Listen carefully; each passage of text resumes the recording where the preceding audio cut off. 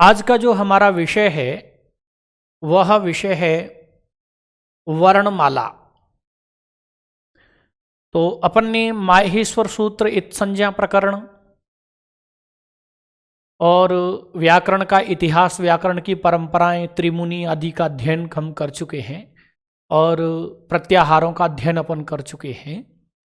अब जो है आज का जो विषय है वह है वर्णमाला। तकनीकी टीम से निवेदन करूंगा कि वो कमेंट्स नहीं दिखाई दे रहे हैं। तो साथियों चलते हैं आज वर्णमाला की ओर। और वर्णमाला में देखो, माहेश्वर सूत्र पर आधारित वर्णमाला मैंने आपको बता दी थी। माहेश्वर सूत्र पर आधारित वर्णमाला का अध्ययन मैंने आप लोगों को करा दिया था। अब मैं जो वर्णमाला का अध्ययन कराने वाला हूं संस्कृत वर्णमाला, जो संस्कृत की देखो जब भी वर्णमाला आती है, जब भी वर्णमाला शब्द आता है तो वर्णमाला हमें दो प्रकार की प्राप्त होती है। संस्कृत वर्णमाला की जब भी बात आवे तब अपन को दो प्रकार की वर्णमाला प्राप्त होती है। एक तो होती है माहेश्वर सूत्र आधारित वर्णमाला, और एक आती है पाणिनीय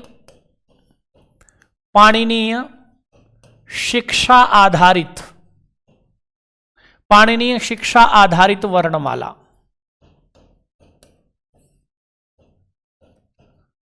वर्णमाला की जब भी चर्चा आवे संस्कृत भाषा में हमें दो प्रकार की वर्णमाला याद आती है।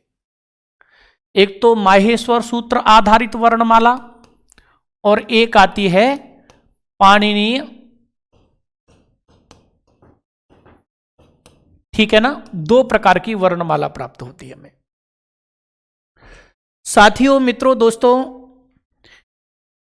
अब माहेश्वर सूत्र आधारित वर्णमाला जो है मैंने आप लोगों को बताई थी कि इसमें कुल कितने 42 वर्णों का उल्लेख है।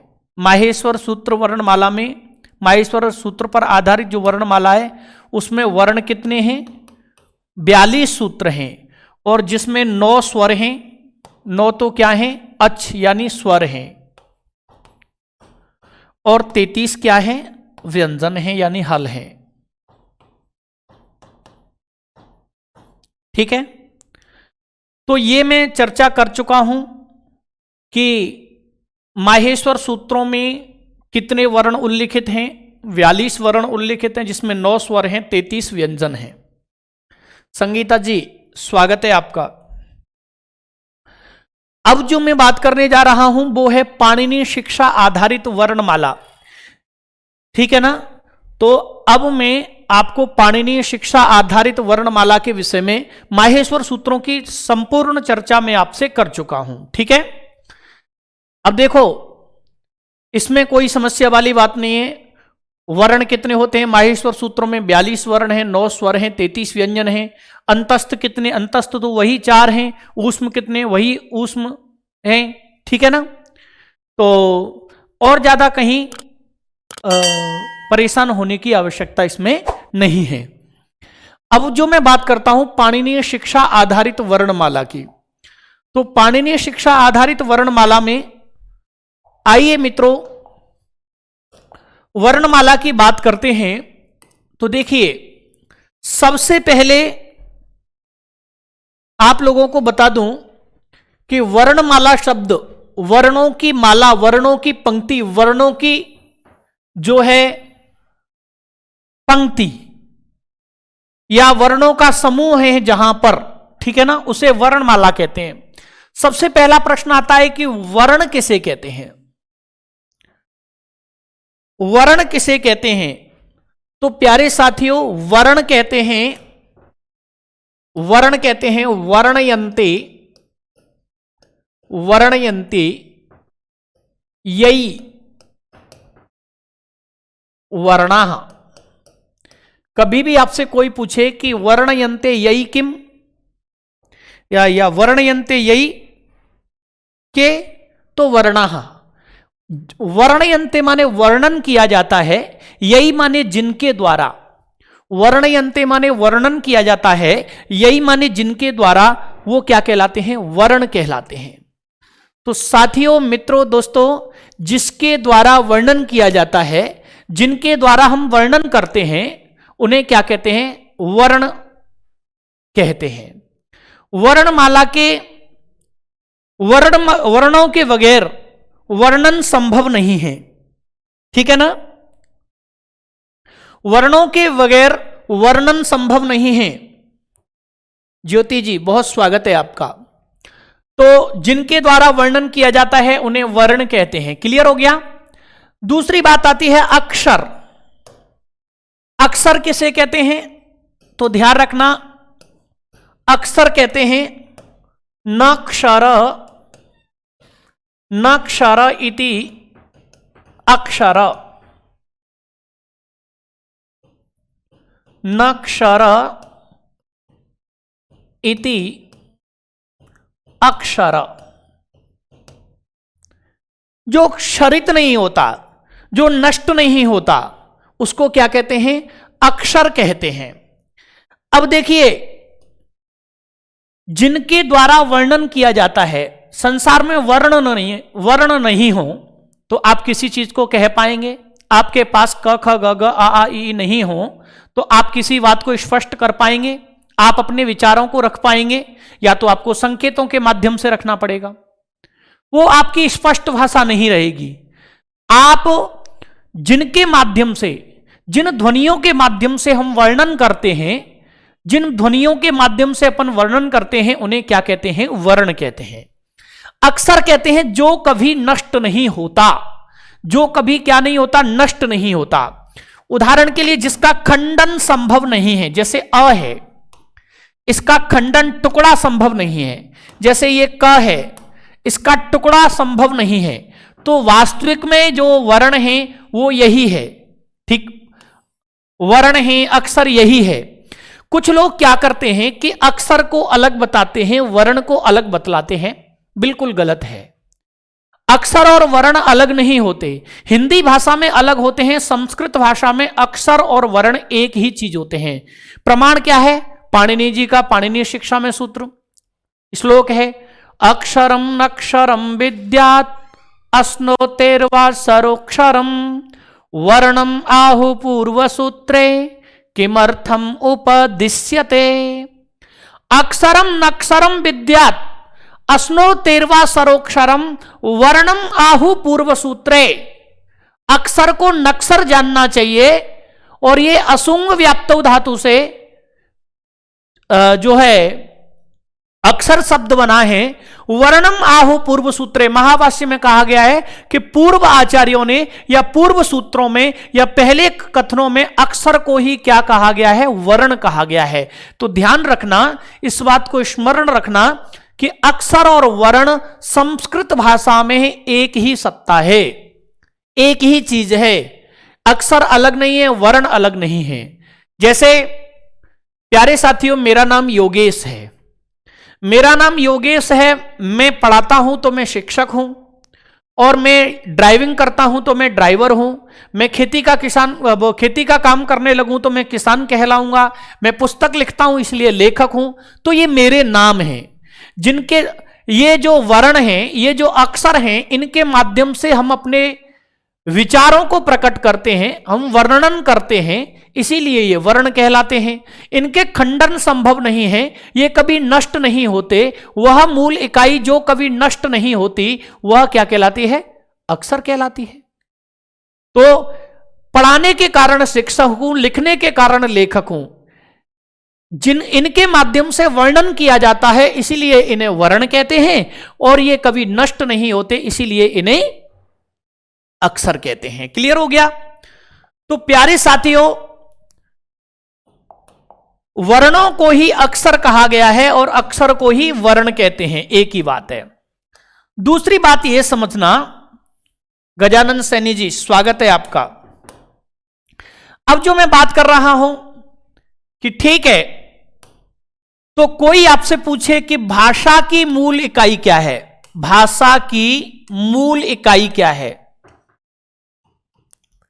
भाषा की मूल इकाई मित्रों क्या है, वो है वर्ण। भाषा की मूल इकाई क्या है, वर्ण। वर्ण और अक्षर एक ही चीज है, तो भाषा की मूल इकाई क्या कहलाती है, वर्ण कहलाती है। वर्णों को जो प्रकट करते हैं, सुनो, वर्णों को या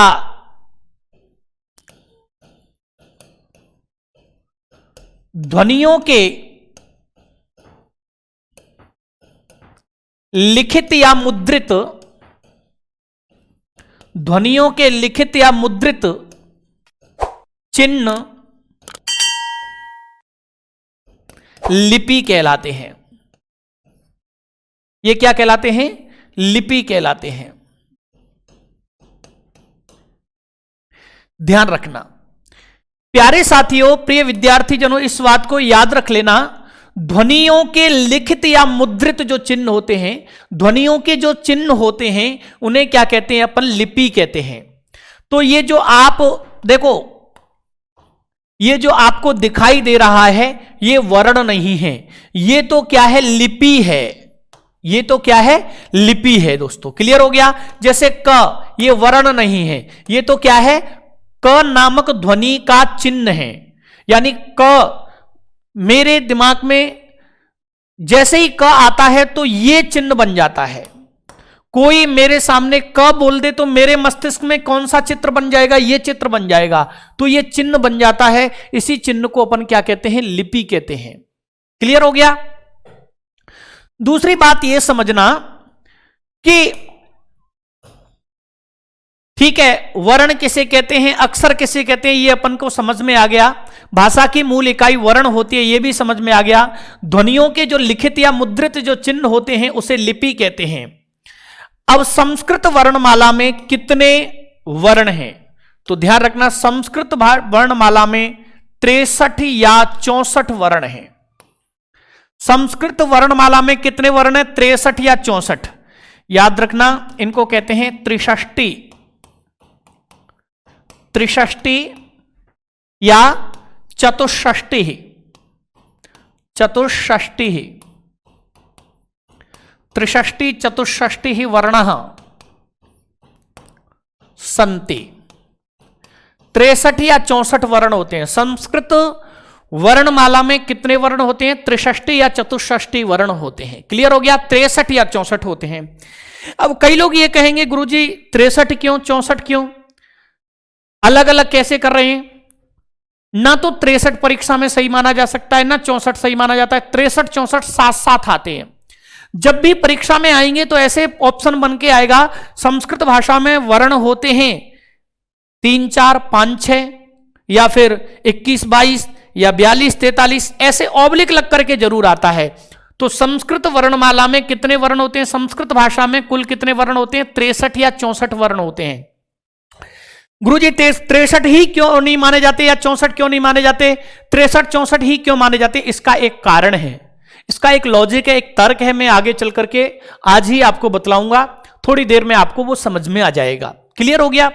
वो लृ वर्ण का कारण होता है, इसके कारण वो वर्णों में 63 64 संख्या रहती है। अब आप कई लोग ये भी सोच रहे हो गुरुजी दोनों ऑप्शन में अलग अलग आ जाए, एक ऑप्शन में आ जाए 63 और एक ऑप्शन में आ जाए 64, तो क्या करेंगे। नहीं, ऐसा कदापि संभव नहीं है। क्लियर हो गया। तो प्यारे साथियों, संस्कृत भाषा में कितने वर्ण होते हैं, 63 या 64 वर्ण होते हैं। अब जो बात करता हूं कि संपूर्ण वर्णों को, ये जो 63 64 वर्ण हैं, इन वर्णों को अपन कितने भागों में बांटते हैं, तो सबसे पहले आधार देख लेते हैं। वर्णों के विभाजन का जो आधार है वो कई प्रकार है। नंबर 1, काल के आधार पर वर्णों का विभाजन होता है, ठीक है। नंबर 2, एक तो काल के आधार पर हो गया, एक हो गया उच्चारण के आधार पर वर्णों का जो है विभाजन होता है। और तीसरा आता है प्रयत्न के आधार पर।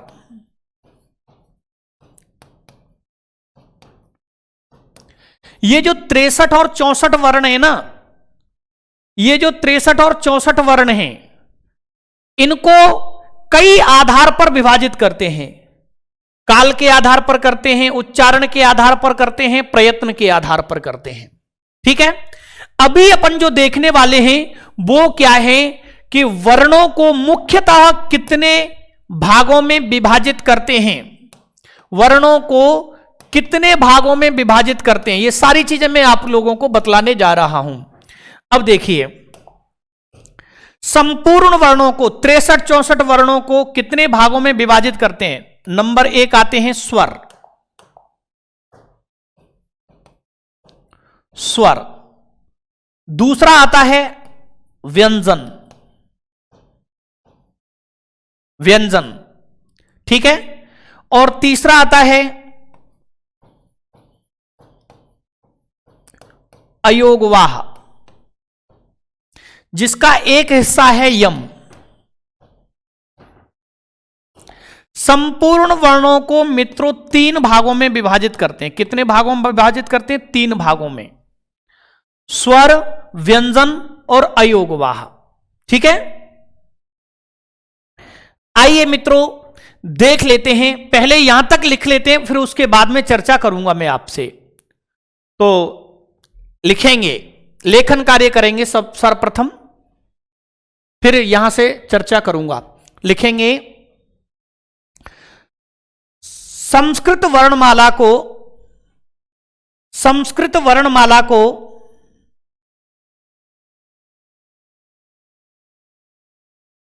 दो भागों में विभाजित करते हैं। संस्कृत वर्णमाला को 2 भागों में विभाजित करते हैं। संस्कृत वर्णमाला को 2 भागों में विभाजित करते हैं। अर्थात संस्कृत वर्णमाला, अर्थात संस्कृत वर्णमाला हमें 2 प्रकार की प्राप्त होती है। अर्थात संस्कृत वर्णमाला हमें 2 प्रकार की प्राप्त होती है।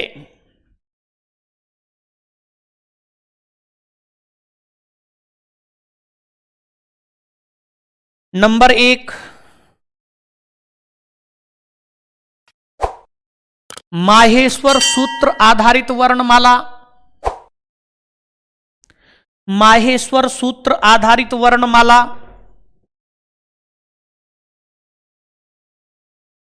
नंबर 2, पाणिनीय शिक्षा आधारित वर्णमाला। नंबर 2, पाणिनीय शिक्षा आधारित वर्णमाला।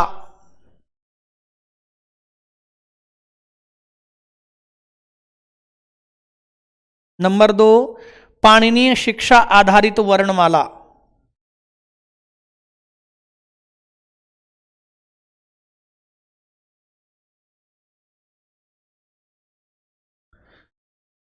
विजय कुशवाहा जी, स्वागत है आपका। ठीक है, तो लिखेंगे पाणिनीय शिक्षा आधारित वर्णमाला, हेडिंग डालेंगे, क्योंकि माहेश्वर सूत्र की चर्चा कर चुका हूं। पाणिनीय शिक्षा आधारित वर्णमाला।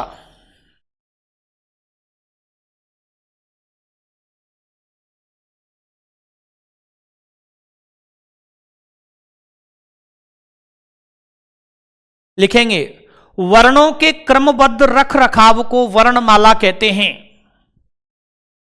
वर्णों के क्रमबद्ध रख रखाव को, वर्णों के क्रमबद्ध रख रखाव को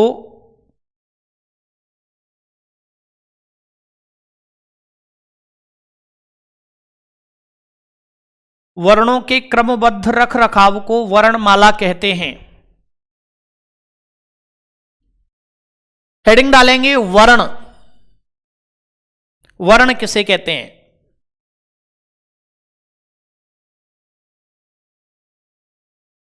वर्ण। संस्कृत में ये लिखेंगे वर्णयन्ते यई वर्णाः।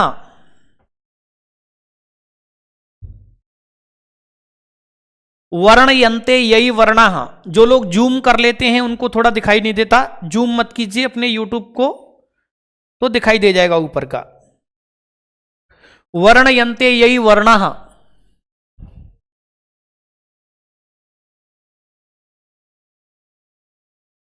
वर्ण की परिभाषा, संस्कृत परिभाषा ये है, वर्णयन्ते यई वर्णाः। लिखेंगे जिनके द्वारा वर्णन किया जाता है, जिनके द्वारा वर्णन किया जाता है उन्हें वर्ण कहते हैं।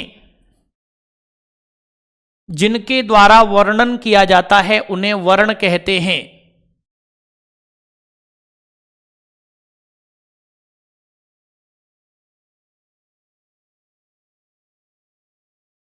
ठीक है, आगे लिखेंगे अक्षर की परिभाषा लिखेंगे। अक्षर, न क्षर इति अक्षर, न क्षर इति अक्षर, न क्षर इति अक्षर। लिखेंगे वह मूल इकाई जो कभी क्षरित नहीं होती, नष्ट नहीं होती, ऐसे लिखना, नष्ट। वह मूल इकाई जो कभी क्षरित, कोष्टक में नष्ट, क्षरित का मतलब नष्ट। वह मूल इकाई जो कभी क्षरित नहीं होती, जिसका कभी क्षरण नहीं होता। ठीक है, तो वह मूल इकाई जो कभी क्षरित नहीं होती अर्थात नष्ट नहीं होती, उसे क्या कहते हैं? अक्षर कहते हैं। आगे लिखेंगे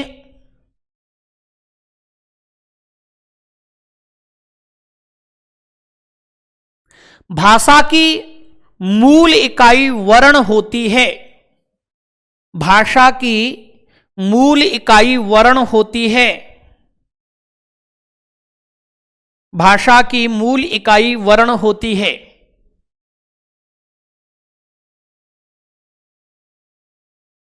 भाषा की मूल इकाई वर्ण होती है। लिखेंगे ध्वनियों के लिखित या मुद्रित चिन्ह को लिपि कहते हैं। ध्वनियों के लिखित या मुद्रित चिन्ह को लिपि कहते हैं। ध्वनियों के लिखित या मुद्रित चिन्ह को लिपि कहते हैं। ठीक है, आगे लिखेंगे संस्कृत वर्णमाला में 63 या 64 ऑब्लिक लगा करके 63/64 वर्ण होते हैं। संस्कृत वर्णमाला में 63/64 वर्ण होते हैं।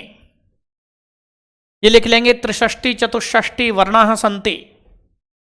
संस्कृत वर्णमालायाम 63 चतुष्षष्टि ही वर्णाः सन्ति।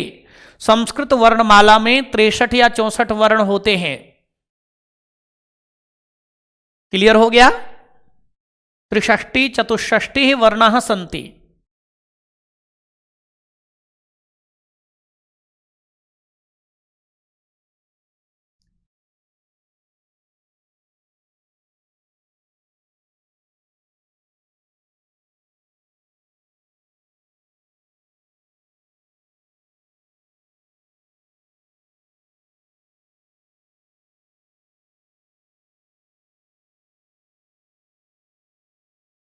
ठीक है,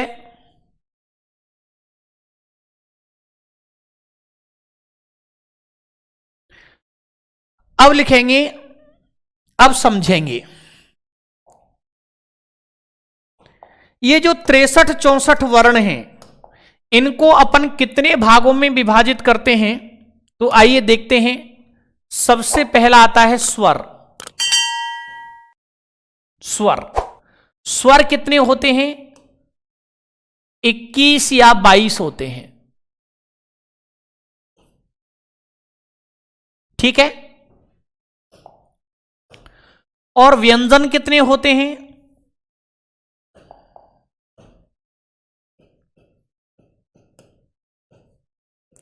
व्यंजन होते हैं मित्रों 33।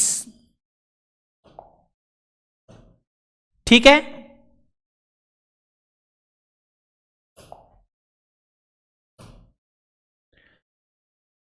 तैतीस क्या होते हैं? व्यंजन होते हैं। अब देखिए एक आते हैं अयोगवाह।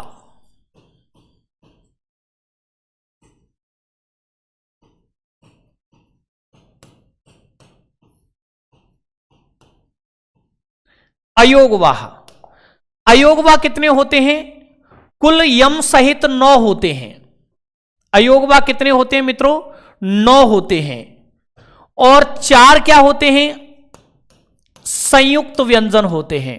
क्या होते हैं? संयुक्त व्यंजन होते हैं।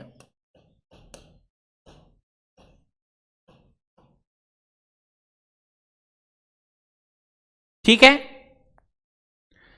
अब देखो इनका टोटल लगाइए। 22 और 33, 55 और 9 अयोगवाह कितने हो गए? 64 हो गए। ठीक है।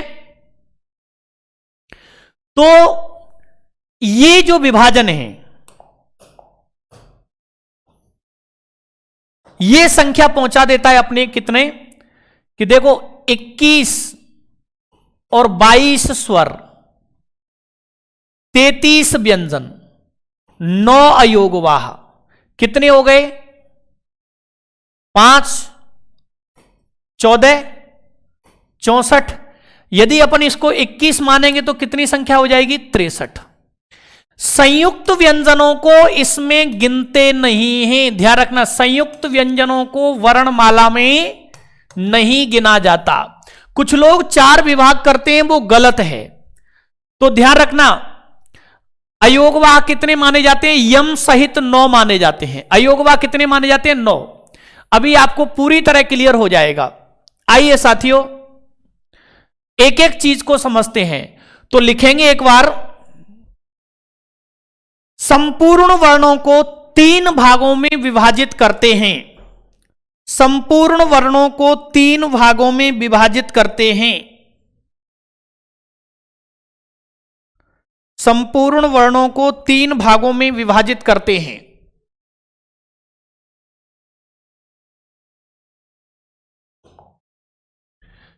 नंबर 1 स्वर,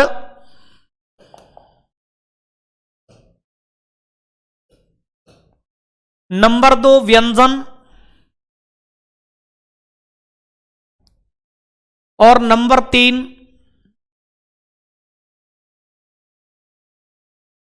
अयोगवाह। यम सहित अयोगवाह है 9। ठीक है ना? दलेश कुमार आर्य जी स्वागत है आपका। तो संपूर्ण जो 63-64 वर्ण हैं इनको जोड़ेंगे तो अपन 63 या 64 हो जाते हैं। ठीक है ना? तो संपूर्ण जो 63-64 वर्ण हैं उनको कितने भागों में विभाजित करते हैं? 3 भागों में बांटते हैं, स्वर, व्यंजन और अयोगवाह। ठीक है ना? चलिए सबसे पहले जो मैं बात करने जा रहा हूं वो मेरा आज का विषय है, वो है स्वर। स्वर, स्वर किसे कहते हैं? तो स्वर की परिभाषा आती है स्वयं, राजन्ते या राजंता,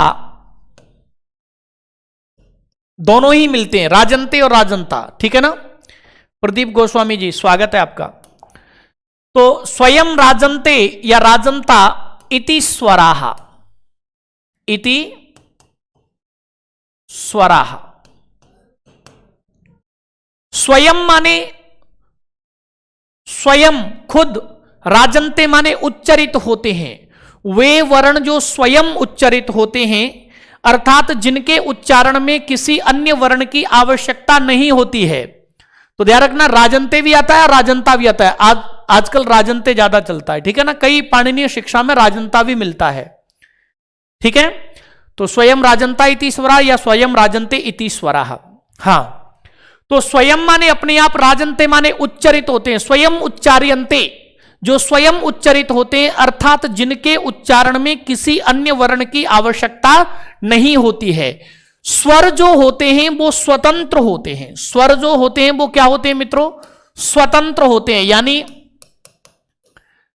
व्यंजन परतंत्र होते हैं, स्वर क्या होते हैं, स्वतंत्र होते हैं, स्वरों के उच्चारण में किसी अन्य की आवश्यकता नहीं होती।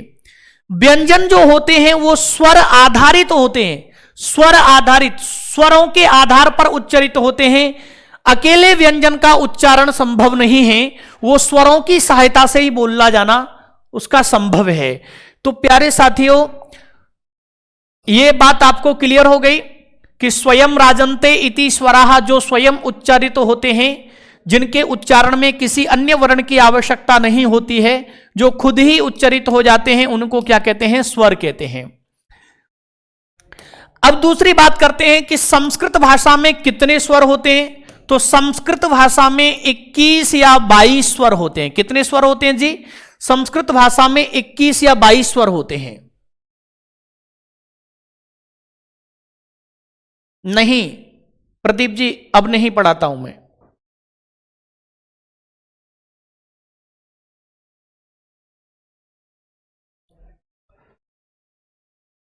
हाँ, तो प्यारे साथियों, अब ये मेरा खुद का अपना चैनल है, इस पर ही पढ़ाते हैं अपन, खुद की कक्षा है मेरी, इन्हीं पर पढ़ाते हैं। तो स्वयं राजंते इति स्वराः, जो स्वयं प्रकाशित होते हैं, उच्चरित होते हैं, उन्हें स्वर कहते हैं। स्वर जो होते हैं स्वतंत्र होते हैं, और स्वर जो है संस्कृत भाषा में 21 या 22 होते हैं, ठीक है ना। एक विंशति द्वाविंशति, संस्कृत में बोले तो एक विंशति या द्वाविंशति, ठीक है ना। अब बात करते हैं कि ये जो स्वर हैं, ध्यान रखना, माहेश्वर सूत्र पर आधारित स्वर कितने थे। तो माहेश्वर सूत्र पर आधारित स्वर कितने थे, मैंने अभी बतलाया था। सूत्र आधारित स्वर कितने थे, माहेश्वर सूत्र आधारित स्वर कितने थे, 9 थे, जिनको क्या कहा गया था, अच कहा गया था। क्या कहा गया था, अच। क्लियर हो गया। अब जो अपन बात करते हैं 21 और 22 स्वरों की, संपूर्ण स्वरों की बात करता हूं। इन स्वरों को अपन कई आधार पर बांटते हैं। एक तो मित्रों काल के आधार पर बांटा जाता है, काल के आधार पर, ठीक है। 21-22 स्वरों का जो विभाजन चलता है, वो स्वरों का विभाजन काल के आधार पर होता है। स्वरों का विभाजन मित्रों किसके आधार पर होता है, दूसरा विभाजन होता है प्रयत्न के आधार पर, प्रयत्न के आधार पर, ठीक है। और तीसरा जो विभाजन चलता है वो चलता है उच्चारण के आधार पर, उच्चारण के आधार पर।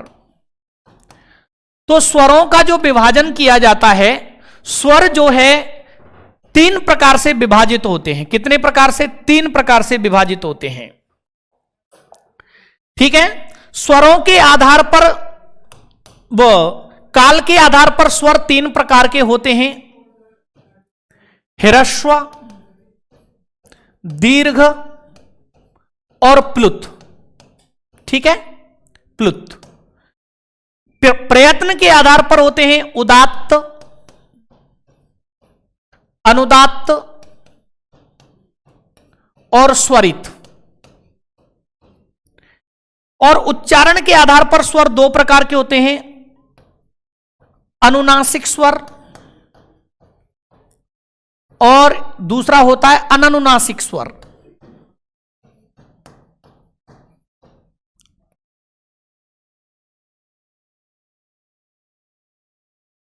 अननुनासिक स्वर,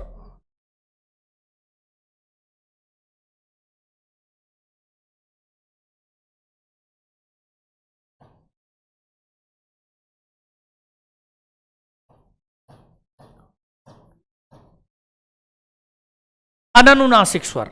ठीक है ना। तो प्यारे साथियों, नमस्ते जी अज्ञेश जी। हां, काल के आधार पर स्वर कितने प्रकार के होते हैं? 3 प्रकार के होते हैं। प्रयत्न के आधार पर स्वर कितने प्रकार के होते हैं? 3 प्रकार के होते हैं। काल के आधार पर ह्रस्व दीर्घ प्लुत होते हैं। प्रयत्न के आधार पर उदात्त अनुदात्त स्वरित होते हैं। और उच्चारण के आधार पर जो स्वर होते हैं वो 2 प्रकार के होते हैं, अनुनासिक और अननुनासिक, जिनको कहते हैं सानुनासिक और निरनुनासिक। ठीक है ना। तो प्यारे साथियों, सर्वप्रथम जो मैं बात करने जा रहा हूं वो देखते हैं काल के आधार पर। तो काल के आधार पर स्वरों का वर्गीकरण। काल के आधार पर स्वर,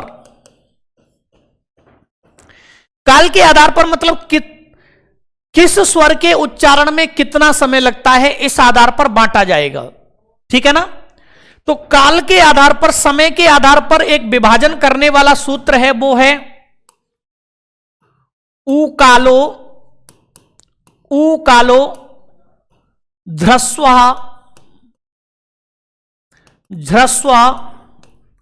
दीर्घ प्लुत। यह सूत्र है। ध्यान रखना, काल के आधार पर जो संज्ञा करता है स्वरों की, वो कौन सा सूत्र करता है? ऊ कालो ह्रस्व दीर्घ प्लुत। अर्थात यह सूत्र कहता है कि काल के आधार पर स्वर जो है 3 प्रकार के होते हैं। ऊ कालो, ऊ काल का मतलब है ऊ में, छोटे ऊ में, बड़े ऊ में, यानी इस ऊ में, इस ऊ में और इस ऊ में जितना समय लगता है उनकी क्या क्या संज्ञा हो जाती है? ह्रस्व दीर्घ और प्लुत। तो प्यारे साथियों ध्यान रखना, काल के आधार पर स्वरों को यह सूत्र कितने भागों में बांटता है? 3 भागों में। नंबर 1 आता है ह्रस्व, नंबर 2 आता है दीर्घ और नंबर 3 आता है प्लुत। कभी भी आपसे कोई ये पूछे कि ह्रस्व दीर्घ प्लुत संज्ञा सूत्र कौन सा है, संज्ञा विधायक सूत्र कौन सा है, यानी स्वरों की ह्रस्व दीर्घ और प्लुत संज्ञा करने वाला सूत्र कौन सा है, तो वो सूत्र है ऊ कालो ह्रस्व दीर्घ प्लुता। ऊ कालो ह्रस्व दीर्घ प्लुता। ये झ है, झ पे र की मात्रा र है। ठीक है ना। ह्रस्व दीर्घ प्लुता, ऊ कालो ह्रस्व दीर्घ प्लुता। तो ह्रस्व, यहां पर ह को झ हो गया है पूर्व सवर्ण संधि होकर के। ठीक है ना। तो ह्रस्व दीर्घ प्लुत यानी ऊ कालह, ये जो 3 ऊ हैं, इसमें जो समय लगेगा उसको ह्रस्व कहेंगे, इसमें जो समय लगेगा उसको दीर्घ कहेंगे, इसमें जो समय लगेगा उसको प्लुत कहेंगे। आगे चल करके मैं बताऊंगा। ठीक है ना। तो प्यारे साथियों, कोई आपसे पूछे कि ह्रस्व दीर्घ प्लुत संज्ञा विधायक सूत्र कौन सा है, तो ये है। ठीक है। चलिए एक बार लेखन कार्य यहां तक करते हैं, फिर आगे बढ़ते हैं। हेडिंग डालेंगे स्वर, स्वर हेडिंग डालेंगे, लिखेंगे स्वर हेडिंग डाल करके स्वर की परिभाषा लिखेंगे। स्वयं राजन्ते इति स्वराः, स्वयं राजन्ते इति स्वराः।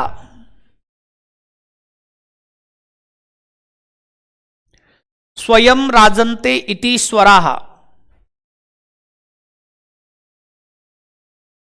लिखेंगे। वे वर्ण जो स्वयं उच्चरित होते हैं, वे वर्ण जो स्वयं उच्चरित होते हैं, अर्थात जिनके उच्चारण में, अर्थात जिनके उच्चारण में अन्य किसी वर्ण की आवश्यकता नहीं होती है, अर्थात जिनके उच्चारण में अन्य किसी वर्ण की आवश्यकता नहीं होती है,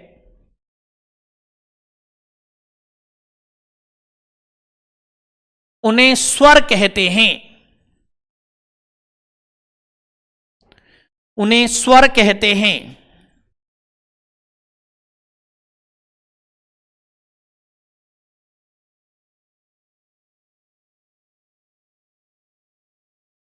आगे लिखेंगे स्वतंत्र रूप से उच्चरित वर्ण स्वर होते हैं। स्वतंत्र रूप से उच्चरित वर्ण स्वर होते हैं।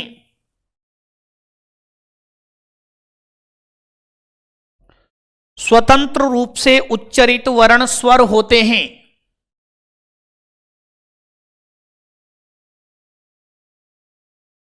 ठीक है, आगे लिखेंगे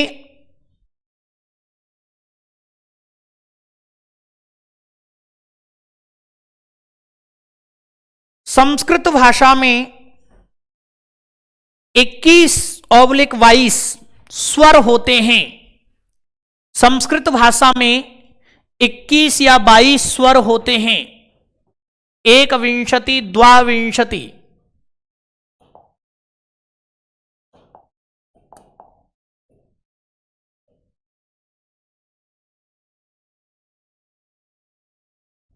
एक विंशति द्वाविंशति स्वराः सन्ति संस्कृत वर्णमालायाम। ठीक है, लिखेंगे संपूर्ण स्वरों को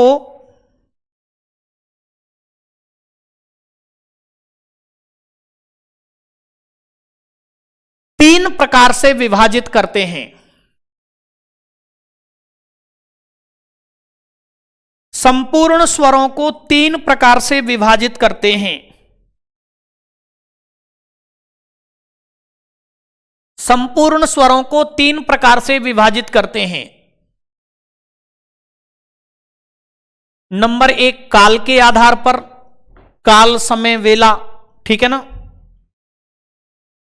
नंबर 1 काल के आधार पर।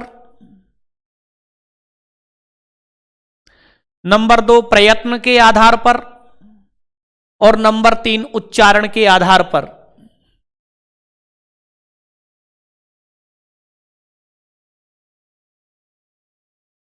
उच्चारण के आधार पर।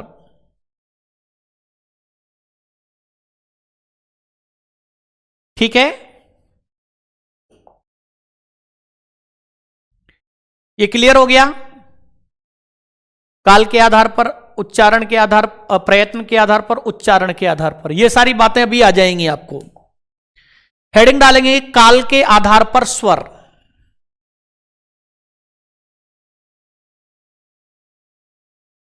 काल के आधार पर स्वर।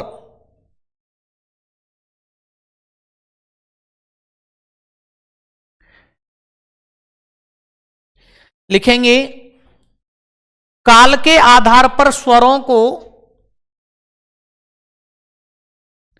काल के आधार पर स्वरों को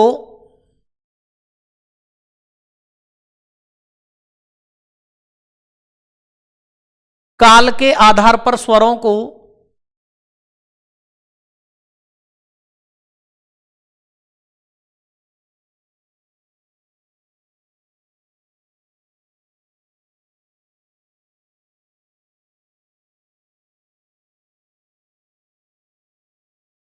काल के आधार पर स्वरों को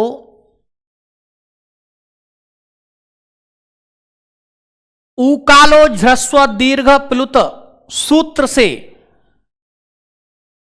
उकालो झ्रस्व दीर्घ प्लुत सूत्र से,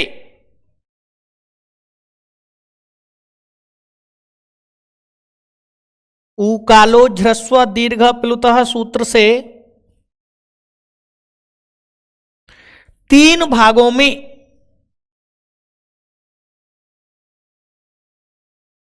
तीन भागों में विभाजित करते हैं।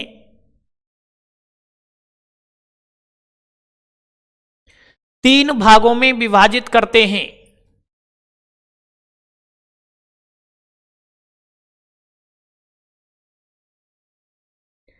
नंबर 1 ह्रस्व, नंबर 2 दीर्घ, नंबर 3 प्लुत। नंबर 1 ह्रस्व, नंबर 2 दीर्घ और नंबर 3 प्लुत।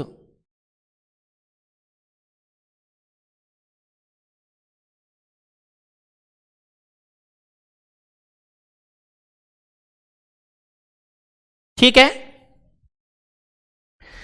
चलिए आगे की बात करता हूं साथियों। सबसे पहला जो मैं पढ़ाता हूं वो है ह्रस्व। सबसे पहले जो पढ़ाने जा रहा हूं वो क्या है मित्रों? ह्रस्व, ह्रस्व स्वर। इन्हें मित्रों एक मात्रिक स्वर कहते हैं। क्या कहते हैं? ह्रस्वों को एक मात्रिक स्वर कहते हैं। एक मात्रिक क्यों कहते हैं? क्योंकि ह्रस्वों के उच्चारण में एक मात्रा के बराबर समय लगता है। ह्रस्वों के उच्चारण में जो समय लगता है वो एक मात्रा यानी एक नाड़ी के बराबर समय लगता है। देखो, एक मात्रिक से तात्पर्य है एक मात्रा, एक मात्रा वाला, और मात्रा का मतलब है मापना। मात्रा से तात्पर्य क्या है? मापना। और मापा किससे गया है? नाड़ी से। यानी मात्रा, मात्रिक से तात्पर्य है मात्रा वाला, और मापा गया है नाड़ी से। तो एक नाड़ी के बराबर जिनके उच्चारण में समय लगता है उन्हें क्या कहते हैं? एक मात्रिक स्वर कहते हैं। अर्थात हमारी नाड़ी एक बार चलने में जितना समय लेती है उतना ही समय ह्रस्व के उच्चारण में लगता है। अ ई, अ ई, उ, री, री, अ ई, उ, री, री। ठीक है ना? तो इनको ह्रस्वों को क्या कहते हैं मित्रों? एक मात्रिक कहते हैं। और मित्रों इनको मात्रिक स्वर भी कहा जाता है। इनको क्या कहा जाता है? मात्रिक स्वर भी कहते हैं। इनको एक मात्रिक या मात्रिक स्वर भी कहते हैं। क्लियर हो गया? कभी परीक्षा में आ जाए एक मात्रिक स्वर कौन, एक मात्रिक स्वर ह्रस्वों को क्या कहते हैं? एक मात्रिक स्वर कहते हैं या मात्रिक स्वर कहते हैं। इनके उच्चारण में एक नाड़ी के बराबर समय लगता है। कितना समय लगता है जी? एक नाड़ी के बराबर। क्लियर हो गया? इनको मित्रों लघु स्वर भी कहते हैं। क्या कहते हैं? लघु स्वर। ह्रस्व स्वरों को लघु स्वर भी कहते हैं। ह्रस्व स्वरों को क्या कहते हैं? लघु स्वर भी कहते हैं। क्लियर हो गया? ह्रस्व स्वरों को लघु स्वर भी कहते हैं। कतिपय विद्वान, कुछ विद्वान इन्हें मूल स्वर भी कहते हैं। क्या कहते हैं दोस्तों? मूल स्वर। कुछ विद्वान कहते हैं, ध्यान रखना। तो कुछ कतिपय विद्वान, कुछ विद्वान इनको मूल स्वर भी कहते हैं। अब दूसरी बात यह समझना प्यारे साथियों, ये ह्रस्व स्वर कितने होते हैं? पंच होते हैं। कितने होते हैं? 5 होते हैं। कौन कौन से होते हैं? ह्रस्व स्वर 5 होते हैं। 5 होते हैं अ, ई, उ, री और री। अ, ई, उ, री। साथियों पूछने वाला आपसे और क्या पूछ सकता है ह्रस्वों से? तो ये पूछ सकता है चाश, रुत, तुल्य, कालः, ह्रस्वः। चासः, रुत, तुल्य, कालः, ह्रस्व। चास कहते हैं नीलकंठ पक्षी को। किसको कहते हैं? नीलकंठ पक्षी को। चास माने नीलकंठ पक्षी, रुत माने आवाज, तुल्य माने बराबर, काल माने समय। अर्थात नीलकंठ पक्षी की, चास माने क्या होता है? नीलकंठ पक्षी। एक नीलकंठ पक्षी होता है, आप अपने फोन आदि में डाल करके देखोगे गूगल पर तो आपको मिल जाएगा। नीलकंठ मोर नहीं, एक नीलकंठ वर्ड आती है, चिड़िया आती है, नीला पक्षी होता है। तो धौलपुर और भरतपुर के क्षेत्र में उसके दशहरे के दिन दर्शन करना श्रेष्ठ मानते हैं। तो चासा माने नीलकंठ पक्षी, रुत माने आवाज, तुल्य माने बराबर, काल माने समय। नीलकंठ पक्षी की आवाज के बराबर जिनके उच्चारण में समय लगता है उन्हें क्या कहते हैं? ह्रस्व कहते हैं। ऐसे कह सकते हैं साथियों, नीलकंठ पक्षी एक बार बोलने में जितना समय लेता है, नीलकंठ पक्षी एक बार बोलने में जितना समय लेता है उतना ही समय ह्रस्वों के उच्चारण में लगा करता है। क्लियर हो गया? तो एक बार ह्रस्व से संबंधित हमने ये इतनी सारी चीजें समझी। आप मुझे उत्तर दीजिए, ह्रस्वों को क्या कहते हैं? बोलो। एक मात्रिक स्वर कहते हैं, और इन्हें क्या कहते हैं, मात्रिक स्वर भी कहते हैं। इनके उच्चारण में कितना समय लगता है, एक नाड़ी के बराबर समय लगता है। इन्हें मित्रों और क्या कहते हैं, लघु स्वर भी कहते हैं। ह्रस्वम लघु, ह्रस्व की ही लघु संज्ञा है। ठीक है प्यारे साथियों, इनको कतिपय विद्वान, कुछ विद्वान जो है मूल स्वर भी कहते हैं। ठीक है, इसमें मतभेद है। ह्रस्व स्वर कितने होते हैं, 5 होते हैं, अ ई उ री और री। चाशा रुता तुल्य काला है ह्रस्व, अर्थात नीलकंठ पक्षी की आवाज के बराबर जिनके उच्चारण में समय लगता है वे क्या होते हैं, ह्रस्व स्वर होते हैं। क्लियर हो गया। तो ह्रस्व में इतनी सारी बातें अपन ने सीखी, फिर इसके बाद में दीर्घ पढ़ें, उससे पहले इन सबको अपन लिख लेते हैं। लिखेंगे, हेडिंग डालेंगे ह्रस्व।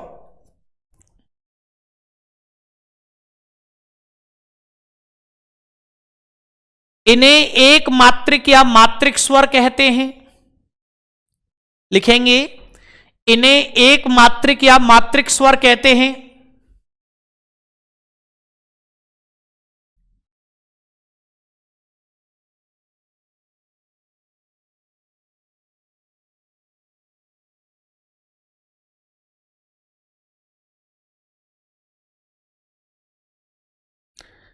आगे लिखेंगे, इनके उच्चारण में एक नाड़ी के बराबर समय लगता है। नाड़ी बोले तो नब्ज। इनके उच्चारण में एक नाड़ी के बराबर समय लगता है। इनके उच्चारण में एक नाड़ी के बराबर समय लगता है।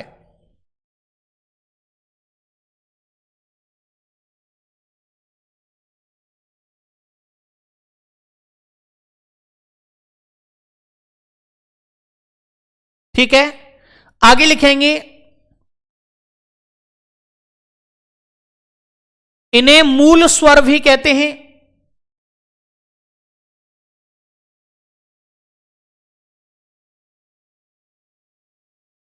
असल में मूल स्वर तो 9 होते हैं, ठीक है ना। इन्हें मूल स्वर भी कहते हैं। एक सूत्र लिखेंगे, ह्रस्वम लघु। यह पूछा जा चुका है सेकंड ग्रेड 2014 में। ह्रस्वम लघु यह सूत्र है। लिखेंगे, ह्रस्व को लघु स्वर भी कहते हैं।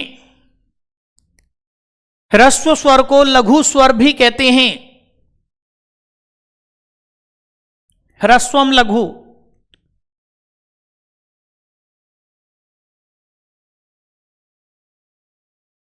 क्लियर हो गया। आगे लिखेंगे, ह्रस्व स्वर 5 होते हैं। ह्रस्व स्वर 5 होते हैं।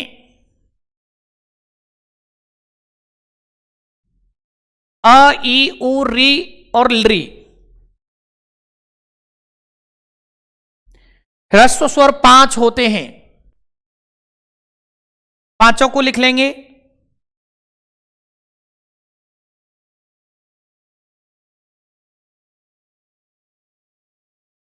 आगे लिखेंगे, चाशः ऋता तुल्य कालः ह्रस्व। परीक्षा में पूछा जाएगा, चाशा ऋता तुल्य कालः किम, यह छिपा लिया जाएगा। चाशा ऋता तुल्य कालः किम, तो आपको उत्तर क्या देना है, चाशः ऋता तुल्य कालः ह्रस्वः।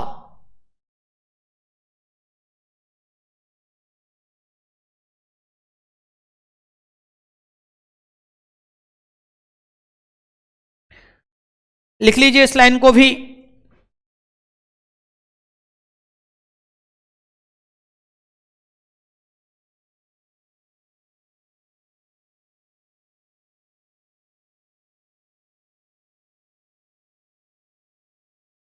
ठीक है, आगे लिखेंगे हिंदी में, ह्रस्वों के उच्चारण में नीलकंठ पक्षी की, ह्रस्वों के उच्चारण में नीलकंठ पक्षी की आवाज के बराबर समय लगता है। ह्रस्वों के उच्चारण में नीलकंठ पक्षी की आवाज के बराबर समय लगता है।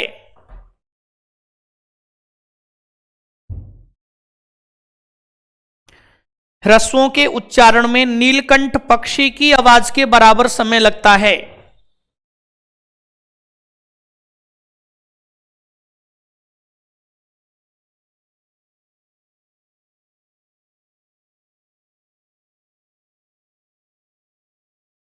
क्लियर हो गया?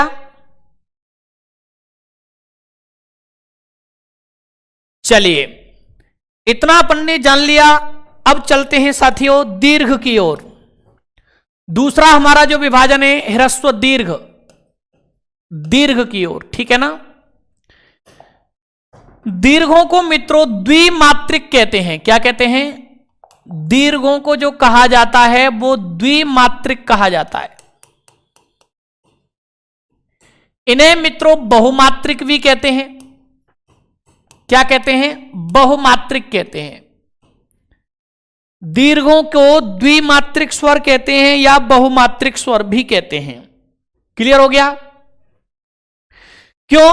क्योंकि इनके उच्चारण में दो नाड़ी के बराबर समय लगता है। हमारी नाड़ी दो बार चलने में जितना समय लेती है उतना ही समय दीर्घ स्वर के, एक दीर्घ के उच्चारण में लगता है। आ, ई, उ और ह्रस्व अ, ई, उ, री, ली, आ, ई, उ, यानी ह्रस्व से दुगना। क्लियर हो गया? तो द्विमात्रिक दो मात्राओं के बराबर समय लगता है। मात्रा का मतलब मापना, और मापा किससे गया है? नाड़ी से। तो वे वर्ण जिनके उच्चारण में दो नाड़ी के बराबर समय लगता है उन्हें द्विमात्रिक वर्ण कहते हैं या द्विमात्रिक स्वर कहते हैं। इनको मित्रों गुरु स्वर भी कहते हैं। क्या कहते हैं इनको? गुरु स्वर भी कहते हैं। पहले इनके उच्चारण में कितना समय लगता है? दो नाड़ी के बराबर लगता है। कम से कम दो नाड़ी, अधिक कितनी भी हो सकती है लेकिन कम से कम दो नाड़ी के बराबर समय लगता है। ठीक है? इनको मित्रों गुरु स्वर भी कहते हैं। क्या कहते हैं अपन? इनको गुरु स्वर भी कहते हैं। ह्रस्वों को मित्रों वो दीर्घों को गुरु स्वर भी कहते हैं। ठीक है प्यारे साथियों, इस बात को याद रखना कि जो दीर्घ स्वर होते हैं वो 8 होते हैं। 8 को संस्कृत भाषा में या तो अष्ट बोलते हैं या अष्टव बोलते हैं। या तो अष्ट माने 8 होता है या अष्टव माने 8 होता है, ध्यान रखना। ठीक है? अष्टाव्य औश एक सूत्र आता है, तो अष्ट को औश आदेश होकर के अष्टव बनता है। तो यह ध्यान रख लेना कि इसको अष्ट या अष्टव कहते हैं 8 को। ठीक है ना? तो दीर्घ जो स्वर होते हैं वो कितने होते हैं? 8 होते हैं। कौन कौन से होते हैं दीर्घ स्वर 8? तो देखिए, आ, ई, उ और दीर्घ री, ए, ओ, आई और औ। माहेश्वर सूत्रों में यही क्रम है इनका। ठीक है? ये 8 होते हैं। अब ये जो 8 दीर्घ स्वर हैं इनको 2 भागों में विभाजित करते हैं। कितने भागों में विभाजित करते हैं अपन? 2 भागों में। ठीक है ना? इनको 2 भागों में विभाजित कर देते हैं। ये 8 स्वरों को अपन 2 भागों में विभाजित करते हैं। प्यारे साथियों, यहां से विभाजन करते हैं ये। ठीक है? इनको कहते हैं सामान्य दीर्घ स्वर। सामान्य दीर्घ स्वर। इनको मित्रों सजातीय दीर्घ स्वर भी कहते हैं। सजातीय दीर्घ स्वर भी कहते हैं। क्लियर हो गया? इनको मित्रों एक तो संयुक्त स्वर कहते हैं। संयुक्त स्वर। दूसरा मित्रों इन्हें विजातीय दीर्घ स्वर भी कहते हैं। विजातीय दीर्घ स्वर, अभी बतलाऊंगा क्यों कहते हैं इनको। विजातीय दीर्घ स्वर भी कहते हैं। इनको मित्रों संध्यक्षर भी कहते हैं। क्या कहते हैं? संध्यक्षर भी कहते हैं। और मित्रों इनको यौगिक स्वर भी कहते हैं। क्या कहते हैं? यौगिक स्वर भी कहते हैं।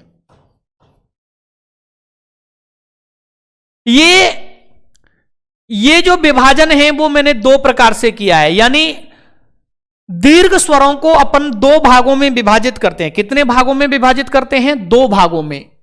दो भागों में विभाजित बोले तो सामान्य दीर्घ स्वर और दूसरे आते हैं संयुक्त स्वर। सामान्य दीर्घ स्वर को सजातीय दीर्घ स्वर कहते हैं और संयुक्त स्वरों को विजातीय दीर्घ स्वर, संध्यक्षर या यौगिक स्वर भी कहते हैं। ठीक है, आइए साथियों देखिए, मैं आपको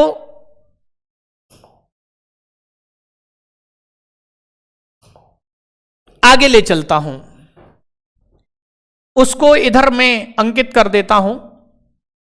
आ, ई, उ और री। देखो दीर्घ री में ये डबल आता है, छोटी ह्रस्व री होती है उसमें ये सिंगल आता है ऐसे, और दीर्घ जो री होती है उसमें ये डबल आता है। क्लियर हो गया? तो री, ए, ओ, आई और औ आपको याद हो गए होंगे।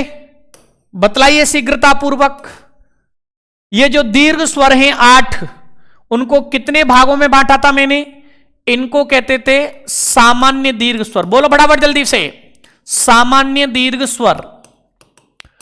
इनको क्या कहते हैं अपन? संयुक्त स्वर कहते हैं। क्या कहते हैं? संयुक्त स्वर। ठीक है, इनको अपन ने क्या कहा था? सजातीय दीर्घ स्वर कहा था। सजातीय दीर्घ स्वर, सजातीय दीर्घ स्वर। इनको कहते हैं अपन विजातीय दीर्घ स्वर। क्या कहते हैं? विजातीय दीर्घ स्वर, दीर्घ स्वर कहते हैं। ठीक है, तीसरा इनको मित्रों मैंने नाम दिया था संध्यक्षर। क्या दिया था? संध्यक्षर। इनको संध्यक्षर भी कहते हैं। और चौथा मैंने बतलाया था आपको, इनको यौगिक स्वर भी कहते हैं। क्या कहते हैं? यौगिक स्वर कहते हैं। ये नाम है। अच्छा साथियों सुनिए, क्यों कहते हैं इनको, चर्चा कर लेता हूं। जैसे ये हैं, अ प्लस अ बराबर क्या बना है? आ। ई प्लस ई बराबर क्या बना है? ई। और उ प्लस उ बराबर क्या बना है? उ। और री प्लस री बराबर क्या बना है? दीर्घ री।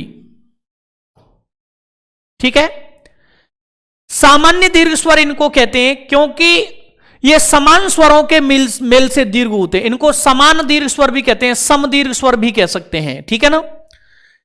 अब देखो ये आ बिल्कुल समान है फिर दीर्घ हुआ है, ई दोनों समान है फिर दीर्घ हुआ है, ये उ दोनों समान है फिर दीर्घ हुआ है। इनको सजातीय भी कहते हैं क्योंकि अपनी जाति से मिलकर के दीर्घ हुए हैं।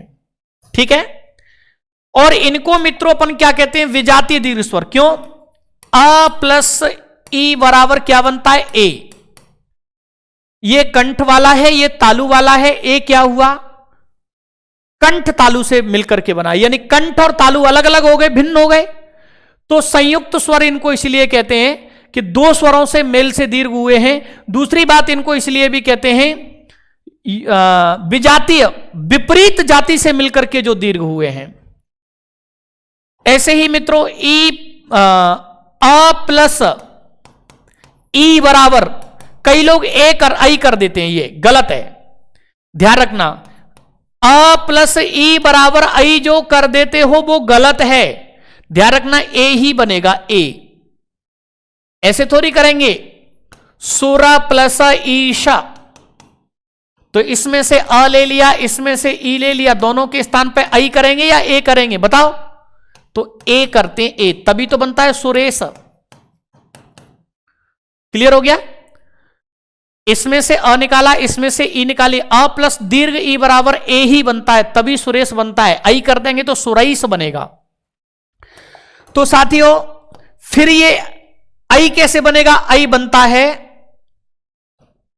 अ प्लस ए बराबर आई, और अ प्लस उ बराबर क्या बनता है, ओ, और अ प्लस ओ बराबर क्या बनता है, औ।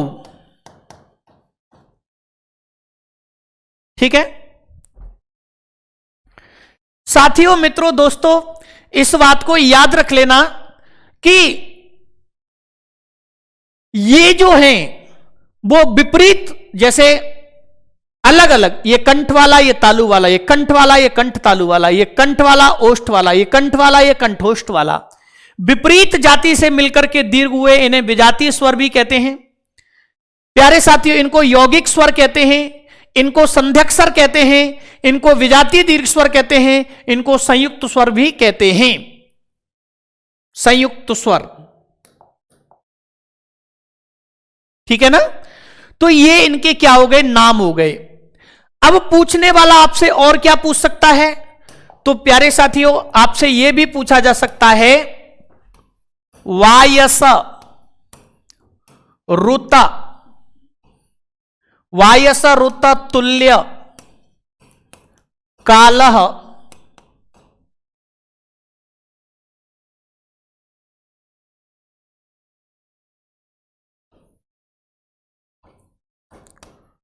वायस रुत तुल्य कालः दीर्घ। वायस रुत तुल्य कालः दीर्घ। वायस कहते हैं कौवा पक्षी को, कौवा को तो आप जानते ही होंगे, कौवा पक्षी को तो आप जानते ही होंगे, विद्यार्थियों के लक्षण में भी आता है। काकचेष्टा वको ध्यानम, काकचेष्टा वको ध्यानम स्वान निद्रा तथैव च अल्पहारी गृह त्यागी विद्यार्थी पंचलक्षणम। कौए जैसी चेष्टा, बगुले जैसा ध्यान, कम सोने वाला, गृह को त्यागने वाला, विद्या के लिए घर को छोड़ दे, और अल्पहारी, कम खाने वाला, काक चेष्टा बको ध्यानम स्वान निद्रा, कुत्ते जैसी नींद, कौए जैसी चेष्टा, बिल्कुल चतुर, अपने कार्य करने में हमेशा चतुर, बगुले जैसा ध्यान, बगुले को देखा होगा जब भी मछली आदि को पकड़ता है तो बड़े एकाग्रत होकर के, और बको ध्यानम स्वान निद्रा, कुत्ते जैसी क्षणिक नींद, तुरंत जग जाए। ठीक है ना, स्वान निद्रा तथैव च अल्पहारी, कम भोजन करने वाला, गृह त्यागी, घर को त्याग दे विद्या के लिए। ये विद्यार्थी के 5 लक्षण होते हैं, लेकिन विद्यार्थियों ने ये, आजकल के विद्यार्थियों ने ये लक्षण त्याग रखे हैं। आजकल के विद्यार्थियों ने ये 5 के 5 लक्षण त्याग रखे हैं। उनके आज के लक्षण ये हैं, खाट चेष्टा कन्या ध्यानम, खाट चेष्टा कन्या ध्यानम कुंभ निद्रा तथैव च बहुहारी फिल्म प्यारी विद्यार्थी पंचलक्षणम। खाट जैसी, खाट पर सोने की हमेशा चेष्टा रहती है, पढ़ते भी हैं तो लेटे लेटे पढ़ना पसंद करते हैं। कन्या ध्यानम, हमेशा कन्याएं ध्यान में रहती हैं। कुंभ निद्रा, कुंभकर्ण जैसी नींद, तथैव च बहुहारी, बहुत भोजन करते हैं, दबा कर खाते हैं, और फिल्म प्यारी, मूवियां बहुत आजकल के विद्यार्थियों को पसंद आती हैं। तो ये कांतिलाल जी, बहुत बहुत स्वागत है आपका। तो ये आजकल के विद्यार्थियों के 5 लक्षण हो रहे हैं, जिनको, जो त्याज्य हैं, त्यजनीय हैं। ठीक है ना, तो साथियों, वायस रुत तुल्य काल दीर्घ। वायस कहते हैं कौवा को, रुत कहते हैं आवाज, तुल्य माने बराबर, काल माने समय, अर्थात कौवा पक्षी की आवाज के बराबर जिनके उच्चारण में समय लगता है वो क्या होता है, दीर्घ कहलाते हैं। उनको क्या कहते हैं मित्रों, दीर्घ कहते हैं। क्लियर हो गया। तो ये मैंने दीर्घ की चर्चा आप लोगों से की। इससे ज्यादा प्रश्न कहीं ना होता है, ना परीक्षा में आपके में आने जाने वाला है, ध्यान रखना।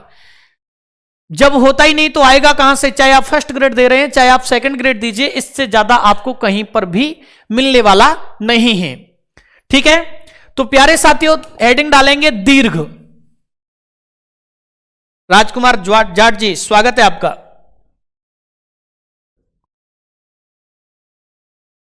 दीर्घ हेडिंग डालेंगे, लिखेंगे इन्हें द्विमात्रिक या बहुमात्रिक स्वर कहते हैं। इन्हें द्विमात्रिक या बहुमात्रिक स्वर कहते हैं।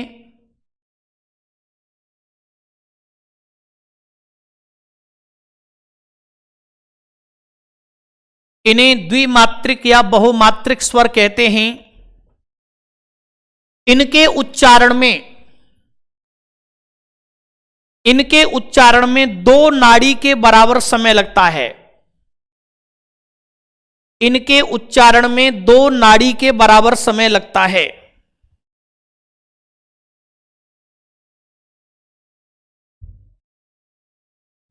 इनके उच्चारण में 2 नाड़ी के बराबर समय लगता है। आगे लिखेंगे, इन्हें गुरु स्वर भी कहते हैं।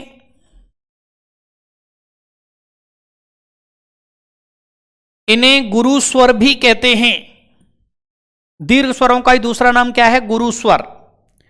ये काम आएंगे छंदों में। ठीक है। आगे लिखेंगे, दीर्घ स्वर 8 होते हैं। दीर्घ स्वर 8 होते हैं।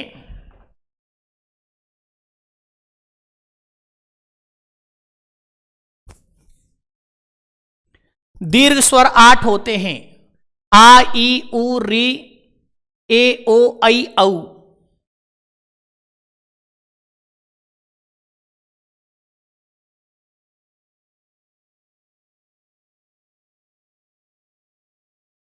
आठों को लिख लीजिए, आ, ई, उ, री, ए, ओ, ऐ, औ।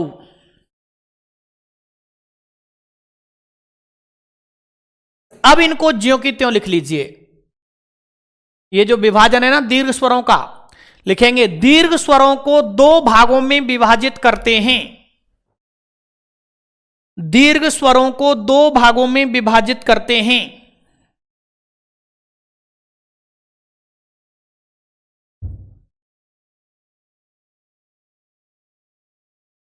दीर्घ स्वरों को 2 भागों में विभाजित करते हैं।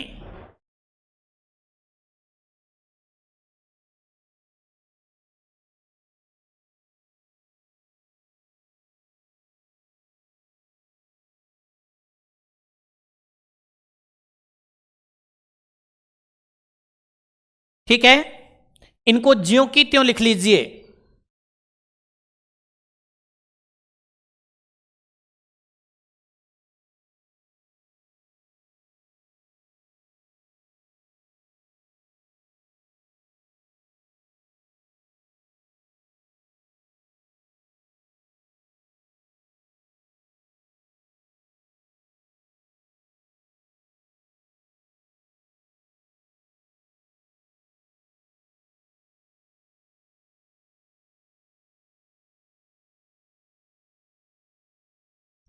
लिखने में शीघ्रता और सुंदरता और शुद्धता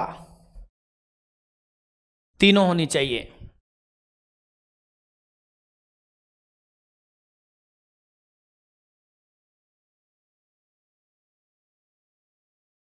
इन्हें सामान्य दीर्घ स्वर कहते हैं। तो परीक्षा में आ जाए, सामान्य दीर्घ स्वर कितने होते हैं? 4 होते हैं। आ, ई, उ, री। संयुक्त स्वर कितने होते हैं? विजातीय दीर्घ स्वर कितने होते हैं? संधि अक्षर कितने होते हैं? कौन कौन से होते हैं? यौगिक स्वर किसको कहते हैं? तो ये सारी परीक्षा में पूछे जाने योग्य हैं। एक बार परीक्षा में आया था संध्यक्षराणि कति, ग्रेड फर्स्ट में ही आ चुका है। संध्यक्षराणि कति, संध्यक्षर कितने होते हैं? ठीक है।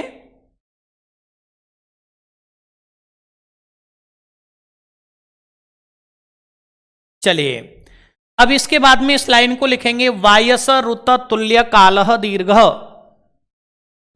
वायस तुल्य कालः दीर्घ। वायस ऋत तुल्य कालः दीर्घ।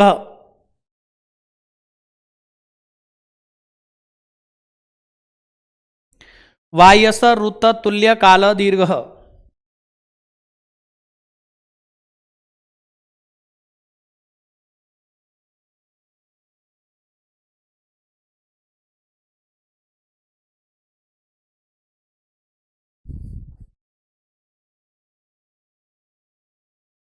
लिखेंगे दीर्घों के उच्चारण में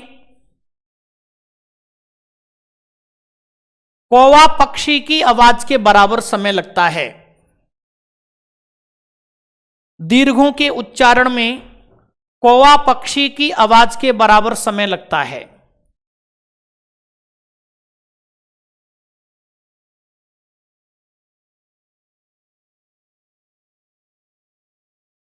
क्लियर हो गया? चलिए मित्रों आगे बढ़ते हैं। अर्थात जितना समय एक बार बोलने में कौवा लेता है उतना समय एक दीर्घ के उच्चारण में लगता है। ठीक है, कौवा की तरह मैं नहीं बोल के बता सकता, लेकिन आ ई ऊ दो नाड़ी के बराबर कौवा पक्षी की आवाज के बराबर समय लगता है। तीसरी जो अपन चर्चा करते हैं वो है मित्रों प्लुत। प्लुत, प्लुत स्वर। तीसरा जो विभाजन है वो है प्लुत। प्लुतों को मित्रों त्रिमात्रिक स्वर कहते हैं। क्या कहते हैं? त्रिमात्रिक स्वर। इनके लिए एक शब्द फेमस है, वो है त्रिमात्रिक। त्रिमात्रिक स्वर, क्योंकि इनके उच्चारण में 3 नाड़ी के बराबर समय लगता है। कम से कम 3 नाड़ी, अधिक कितनी भी हो सकती हैं। त्रिमात्रिक शब्द इनके लिए फेमस है, ध्यान रखना। कई लोग कहेंगे कि इनको बहुमात्रिक क्यों नहीं कहते? नहीं, इनको कह सकते हैं, लेकिन इनके लिए जो फेमस, जैसे नीरज है, नीरज का शाब्दिक अर्थ क्या होता है? जल में उत्पन्न होने वाला। नीरज का शाब्दिक अर्थ होता है जल में उत्पन्न होने वाला। अब जल में तो बहुत सारी चीजें उत्पन्न होती हैं, क्या उन सबको नीरज कहते हैं? नहीं। नीरज किसके लिए फेमस है? कमल के लिए प्रसिद्ध है। ऐसे ही त्रिमात्रिक भी बहुमात्रिक कहा जा सकता है, प्लुतों को भी बहुमात्रिक कहा जाता है, लेकिन इनके लिए शब्द जो फेमस है वो क्या है? प्रसिद्ध है, वो क्या है? त्रिमात्रिक है। तो इन्हें मित्रों त्रिमात्रिक स्वर कहते हैं। इनके उच्चारण में कम से कम 3 नाड़ी के बराबर समय लगता है। कितना? 3 नाड़ी के बराबर समय लगता है। प्यारे साथियों, एक चीज और याद रखना कि इनका प्रयोग प्रायः संबोधन में होता है। किसमें होता है? संबोधन में। संबोधन में बोले तो अभिमुख करके पुकारना, किसी की ओर मुंह करके उसको पुकारना ही संबोधन कहलाता है। जैसे हे राम, मोहन,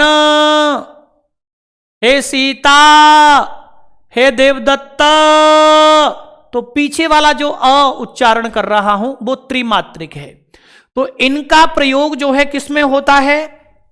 प्रायः संबोधन में होता है, किसी को पुकारने में। संबोधन कहते हैं, अभिमुख करके पुकारना संबोधन कहलाता है। ठीक है,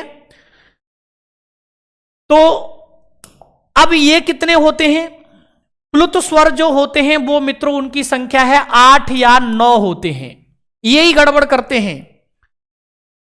तो प्लुत स्वर जो होते हैं वो कितने होते हैं? 8 या 9 होते हैं। कौन कौन से होते हैं इसकी चर्चा करता हूं। तो देखो, मैंने आपको एक बतलाए थे ह्रस्व, बतलाए थे। ह्रस्व कौन कौन से होते हैं? ह्रस्व होते हैं अ, ई, उ, री और री। ठीक है, अब दीर्घ कौन कौन से होते हैं? दीर्घ मैंने बतलाए थे अभी, अब थोड़ी देर पहले आपको। आ, ई, उ और दीर्घ री, और ए, ओ, आई तथा औ। ठीक है, अब प्लुत जो होते हैं वो, तो प्लुत की बात कर रहा हूं। प्लुत कितने होते हैं? 8 या 9 होते हैं। कौन कौन से होते हैं प्लुत 8 या 9? प्लुत 8 या 9 कौन कौन से होते हैं?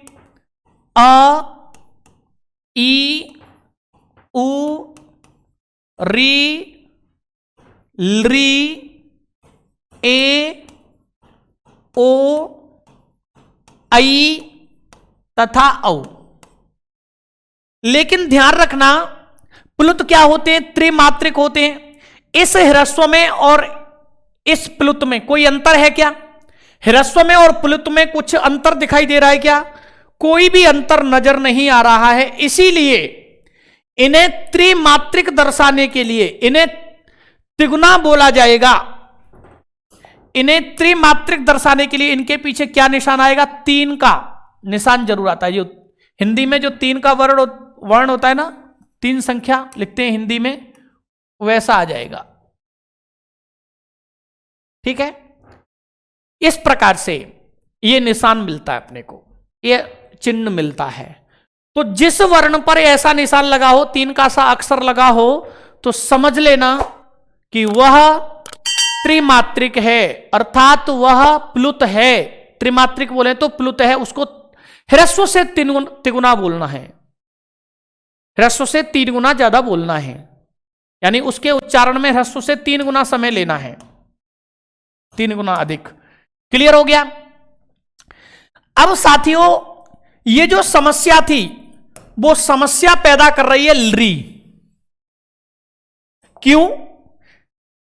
आपको बतला दूं, ह्रस्व एक मात्रिक होते हैं, अभी मैंने बतलाया था। दीर्घ द्विमात्रिक होते हैं, ये मैं बतला चुका हूं। और प्लुत जो होते हैं वो त्रिमात्रिक होते हैं। अब सोचने वाली बात यह है कि देखिए, इसका दीर्घ ये, अ का दीर्घ ये हो गया आ, ई का दीर्घ ये, ऊ का दीर्घ ये, री का दीर्घ ये, ली का दीर्घ। इस ली का दीर्घ कहां है? इस ली का दीर्घ कहां है? तो प्यारे साथियों, ली का दीर्घ नहीं है। ली का आप क्या बोलोगे? दीर्घ नहीं है। अ का दीर्घ आ है, ई का दीर्घ ई का दीर्घ ई है, ऊ का दीर्घ ऊ है, री का री है। ली का कोई दीर्घ नहीं है। ली का मित्रों दीर्घ नहीं है। क्लियर हो गया? तो ली का दीर्घ नहीं है, तो बात आती है, एक पंक्ति आती है, उक्ति आती है, ली वर्णस्य दीर्घा न सन्ति। ली वर्णस्य दीर्घा न सन्ति, ली वर्ण के दीर्घ नहीं होते। परीक्षा में कई बार परीक्षा में यह बात पूछी जा चुकी है कि कस्य वर्णस्य दीर्घा न सन्ति, किस वर्ण के दीर्घ नहीं होते? तो आपको सीधे सीधे उत्तर देना है ली वर्णस्य दीर्घा न सन्ति, ली वर्ण के दीर्घ नहीं होते। अब देखो, मैं जो बात कर रहा था कि ये 8 क्यों माने जाते हैं, 9 क्यों माने जाते हैं, इसकी चर्चा करता हूं, सुनिए। अब देखिए, चिंतन करो कि अ का दीर्घ, ई का दीर्घ, ऊ का दीर्घ, री का दीर्घ है, ली का दीर्घ नहीं है। ली एक मात्रिक है। ली क्या है? एक मात्रिक है। जब ये द्विमात्रिक नहीं है तो फिर ये त्रिमात्रिक कैसे हो सकती है? ऐसे कह सकते हैं, ली के उच्चारण में 1 नाड़ी के बराबर समय लगता है, उसके में जब 2 नाड़ी के बराबर नहीं लग सकता तो फिर 3 नाड़ी के बराबर कैसे लग सकता है? नहीं लगेगा। ऐसे कह सकते हैं कि जो 1 से दुगुना नहीं हो सकता वो तिगुना कैसे हो सकता है? बात समझ में आ रही है? जिसको बढ़ा करके 1 से दुगुना नहीं कर सकते उसे 3 गुना कैसे कर सकते हैं? तो प्यारे साथियों, याद रखना, ली का दीर्घ नहीं होता, ली एक मात्रिक से द्विमात्रिक नहीं होता, तो फिर यह त्रिमात्रिक कैसे हो सकता है? इसीलिए यहां मतभेद है। कतिपय विद्वान, कुछ विद्वान ली को प्लुत मानते हैं, ली को प्लुत मानते हैं, और कुछ विद्वान ली को प्लुत नहीं मानते हैं। जब मानेंगे तो संख्या रहेगी 9। गिन लीजिए, 1 2 3 4 5 6 7 8 9। और जब कुछ विद्वान ली को प्लुत नहीं मानते हैं तो संख्या रहेगी 8। बात क्लियर हो गई? तो प्रिय विद्यार्थी जनों, आप लोगों को यह बात पूर्णतः स्पष्ट हो जानी चाहिए कि ली वर्णस्य दीर्घा न सन्ति, ली वर्ण के दीर्घ नहीं होते। ली जब एक मात्रिक से द्विमात्रिक नहीं हो सकता तो त्रिमात्रिक कैसे हो सकता है? तो कुछ विद्वान ली को प्लुत मानते हैं और कुछ विद्वान लृ को प्लुत नहीं मानते। जब लृ को प्लुत नहीं मानोगे, लृ की गणना प्लुतों में नहीं करोगे, इसको नहीं गिनोगे मित्रों, तो समझ लेना कि ये कितने स्वर रह गए, 8। तो प्लुत कितने माने जाएंगे, 8। और जब ये लृ प्लुत माना जाएगा, लृ की गणना प्लुतों में होगी, तो ये संख्या कितनी हो जाएगी, 9। तो 8 और 9 क्लियर हो गया। अब कई लोग सोच रहे हैं गुरुजी 8 ऑप्शन में अलग आवे और 9 अलग आ जाए, ऐसा कभी भी संभव नहीं है। यह पाणिनीय शिक्षा के विरुद्ध कार्य हो जाएगा, सिद्धांत के विरुद्ध कार्य होगा, ऐसा प्रश्न कभी भी परीक्षा में नहीं आता। अब देखो मैंने ह्रस्व कितने बतलाए थे दोस्तों, मित्रों, साथियों, मैंने ह्रस्व स्वर कितने बतलाए थे, तो ह्रस्व स्वर बतलाए थे 5। दीर्घ स्वर मैंने कितने बतलाए थे, दीर्घ स्वर बतलाए थे मैंने 8। और प्लुत स्वर कितने बतलाए थे, प्लुत स्वर बतलाए थे मैंने 8 या 9 स्वर बतलाए थे। अब कुल टोटल गिन लीजिए, 8 और 8 16 और 5 21, और जब अपन 9 मानेंगे तो संख्या हो जाएगी 22। स्वर मैंने कितने बतलाए थे, 21 और 22 बतलाए थे। स्वरों की संपूर्ण गणना मैंने आप लोगों को करा दी, ध्यान रखना, क्लियर हो जाना चाहिए। यहां तक का जो मैंने आप लोगों को बतलाया वो संपूर्ण क्लियर हो जाना चाहिए। क्लियर हो गया। 21 और 22 स्वर क्यों माने जाते हैं, क्या कारण है, तर्क क्या है, तो तर्क यह है कि लृ का दीर्घ नहीं हो सकता तो प्लुत कैसे हो सकता है। क्लियर।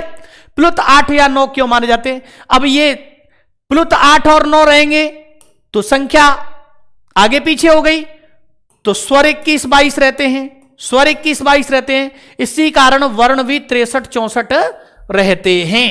क्लियर हो गया। तो अब आप लिखेंगे क्या,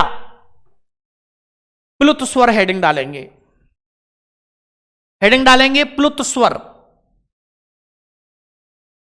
लिखेंगे इन्हें त्रिमात्रिक स्वर भी कहते हैं, इन्हें त्रिमात्रिक स्वर भी कहते हैं।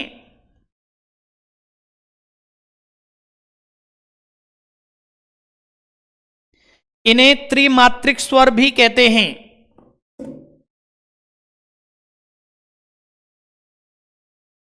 ठीक है, आगे लिखेंगे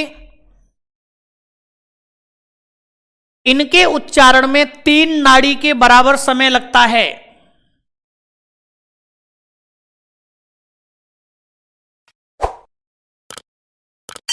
इनके उच्चारण में 3 नाड़ी के बराबर समय लगता है।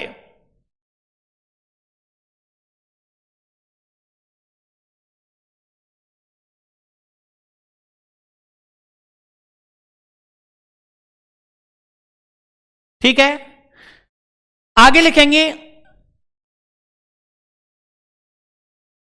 प्लुत स्वरों का प्रयोग प्रायः संबोधन में होता है। प्लुत स्वरों का प्रयोग प्रायः संबोधन में होता है।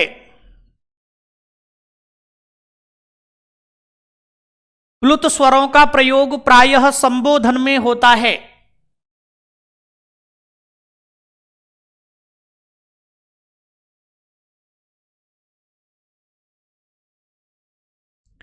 प्रायः संबोधन में होता है। ठीक है, आगे लिखेंगे प्लुत स्वर 8 या 9 होते हैं। 8/9 प्लुत स्वर 8 या 9 होते हैं।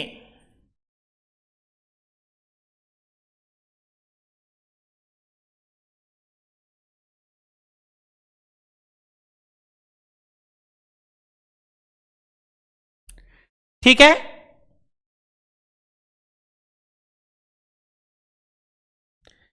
इन 8 9 को लिख लीजिए, अ ई उ ऋ ऋ ए ओ ऐ औ।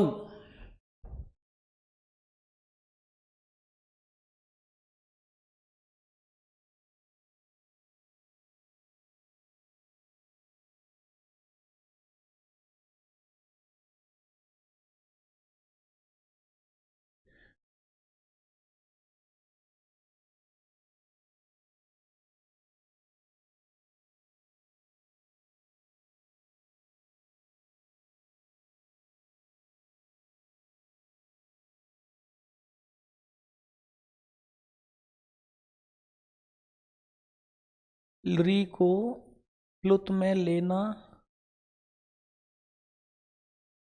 उचित है या अनुचित है?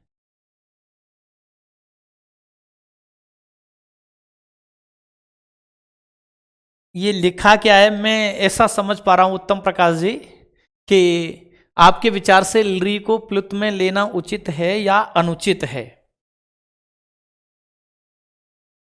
तो देखिए, प्रयोगों की दृष्टि से देखते हैं तो री का प्लुत रूप में भी प्रयोग मिलता है और री का प्लुत रूप में प्रयोग मिलने के कारण तो ये संख्या रह जाती है 9, ठीक है। और तर्क के अनुसार देखा जाए तो इसकी संख्या रह जाती है 8। सही मेरा मायना नहीं माना जाएगा, मेरे विचार नहीं माने जाएंगे उत्तम प्रकाश जी। लृ की जो विचार हैं वो भाषा होती है, भाषा में लृ प्लुत भी दिखाई देता है, ठीक है, लृ प्लुत भी दिखाई देता है। लेकिन मेरे से यदि पूछा जाए कि यदि मैं पाणिनि होता या फिर मैं भाषा का निर्माता होता तो मैं लृ को प्लुत में नहीं मानता, लृ को प्लुत स्वर नहीं मानता, क्योंकि इसका प्लुत गमलरी ज्यादा बोल ही नहीं सकते आप, लंबा लरी ऐसे करके नहीं बोल सकते आप, ठीक है ना। लरी को आप लंबा खींच भी नहीं सकते। उच्चारण की दृष्टि से भी आप इसको र को तो कर दो, ऐसे करते चले जाओ, लरी ऐसे करके तो करते चले जाओ, पर वो शुद्ध उच्चारण नहीं होगा। बोलने में भी ये प्लुत बोलने में बड़ा जोर आता है, ये बोलता नहीं है, ठीक है। वैदिक प्रयोगों में, वेद मंत्रों में और भाषा में कहीं कहीं प्रयोग इसका लृ के प्लुत के रूप में दिखाई देता है। अतः पाणिनि मुनि ये स्वीकारते हैं कि प्लुत स्वर लृ जो स्वर है वो प्लुत होता भी है और कुछ विद्वानों के मत में नहीं भी होता, ठीक है ना। चलिए, अब प्यारे साथियों, ये आपने यहां तक लिख लिया सबने। अब मैं आपको एक चीज और बतलाने जा रहा हूं कि जो प्लुत स्वर हैं, प्लुत जो स्वर हैं उनके लिए एक सूत्र आता है, प्लुत प्रगृह्या, प्लुत प्रगृह्या अचि नित्यम, प्लुत प्रगृह्या अचि नित्यम, यह सूत्र है। प्लुत प्रगृह्या अचि नित्यम, यह सूत्र क्या कहता है? प्लुत स्वरों को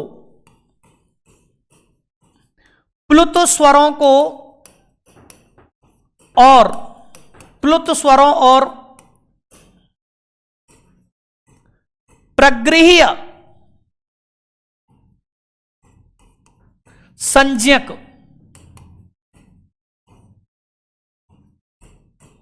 वर्णों को या प्रगृह्य संज्ञक को प्रकृति भाव होता है। अब देखो, आपको मैं बतला दूं कि ये प्रगृह्य संज्ञक क्या है, ये अभी आपको समझ में नहीं आएगा। ये मैं प्रगृह्य संज्ञा पढ़ाऊंगा तब समझ में आएगा आपको प्रगृह्य संज्ञा आपको मैं पढ़ाऊंगा, ठीक है ना। अभी इसी वर्ण विचार में आगे चल करके प्रगृह्य संज्ञा पढ़ाऊंगा अलग से, तब आपको समझ में आ जाएगा। ईकारांत, उकारांत और एकारांत शब्द यदि द्विवचनांत होते हैं तो उसकी प्रगृह्य संज्ञा होती है। आप फिलहाल इतना समझ सकते हैं कि प्रगृह्य प्लुत स्वरों को, ठीक है ना, मैंने पूरा अर्थ मुझे लिखना आवश्यक था क्योंकि आप लोगों को यह पता रहना चाहिए कि यह सूत्र दोनों के बारे में मना करता है, ठीक है। प्लुत स्वरों को संधि कार्य, प्लुत स्वरों को प्रकृति भाव होता है, ऐसे समझ लो, प्रकृति भाव होता है। अर्थात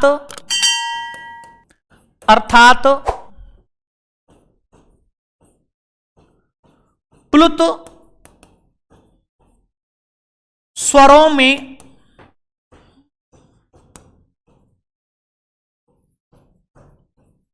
संधि कार्य नहीं होता।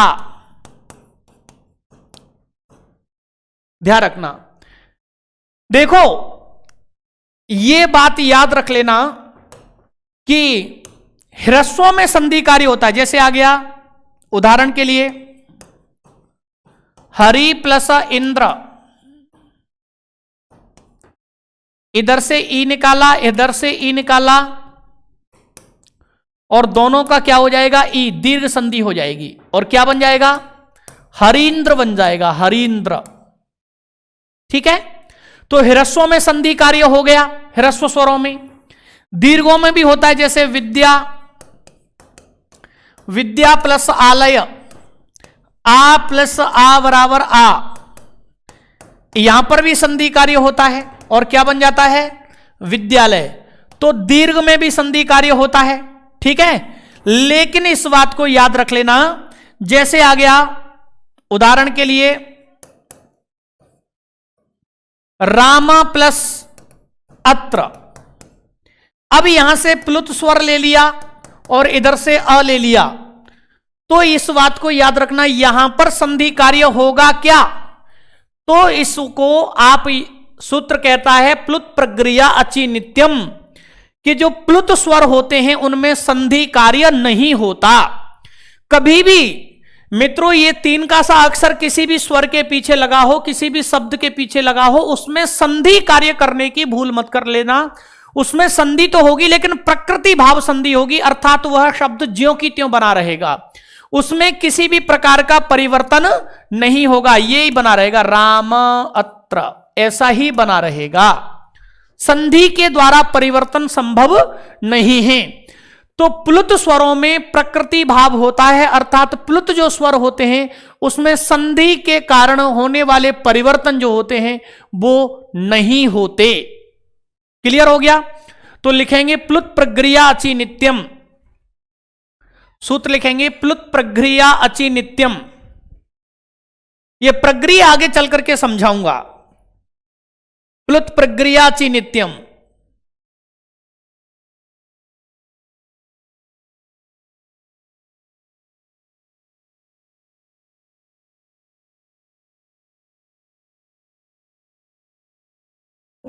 ठीक है। प्लुत प्रक्रिया अचि नित्यम लिखेंगे। प्लुत स्वरों को प्रकृति भाव होता है, प्लुत स्वरों को प्रकृति भाव होता है,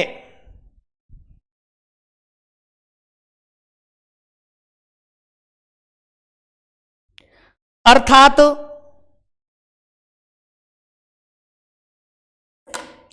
प्लुत स्वरों को प्रकृति भाव होता है, अर्थात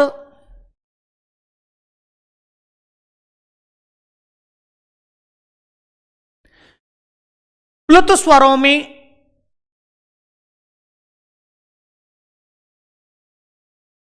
संधि के कारण परिवर्तन नहीं होता। प्लुत स्वरों में संधि के कारण परिवर्तन नहीं होता।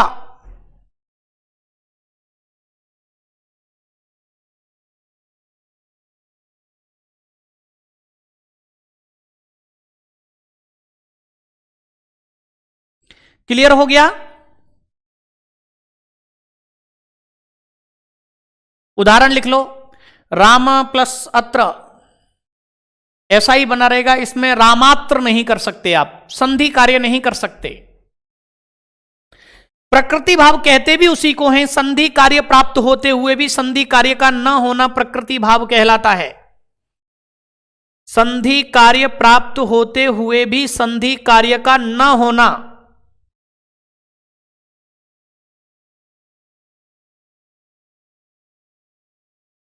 प्रकृति भाव कहलाता है।